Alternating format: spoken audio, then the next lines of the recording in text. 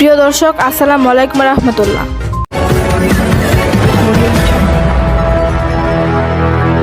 Dear viewers, Generation on TV, I welcome you. প্রিয় দর্শক, আসসালামু আলাইকুম রহমতুল্লাহ। এই মুহূর্তে উপস্থিত আছি আমরা আরিসা মহাসড়কে। ঢাকা জেলা যে বিআরটি অফিস থেকে উদ্যোগ নিয়ে এখানে আজকের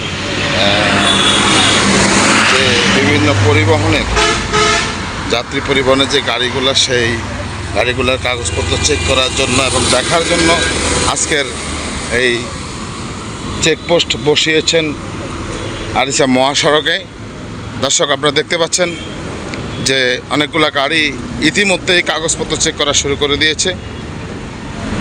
দেখছেন একে একে, আসলে বেশিরভাগই দেখা যাচ্ছে আসলে অনিয়মের মধ্যে পড়ে আছে।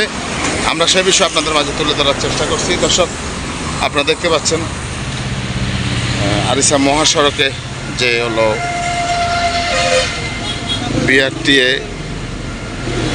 বিভিন্ন যাত্রী পরিবহন যে গাড়িগুলো, সেগুলোকে কাগজপত্র চেক করার জন্য এক্সিকিউটিভ ম্যাজিস্ট্রেটও আছেন এখানে উপস্থিত। সেই বিষয় আপনাদের মাঝে আমরা তুলে ধরার চেষ্টা করছি। দর্শক, আপনারা দেখতে পাচ্ছেন আজকের আরিসা এই মহাসড়কের যে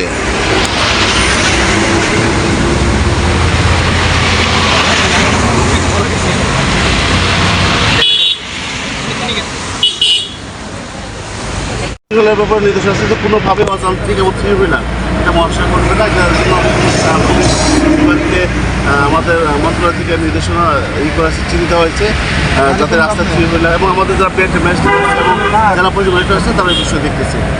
হাইওয়ে পুলিশের সাথে সমন্বয় করে সমন্বয় করে এই যাতে যত যানবাহন না চলে। আমরা মাঝে মাঝে দেখতে পাই ত্রিহুইলার কিন্তু অভিযান পরিচালনা আবার বন্ধ থাকে। এই বিষয়টি কীভাবে আপনারা দেখবেন? এখন অভিযানটা আসবে, দেশের নীতি নির্ধারণের বিষয় আছে এবং আমরা যে অভিযান যেটা নির্দেশনা আসছে যেটা এখন আর কোনোভাবে টলারেট করা হবে। ধন্যবাদ।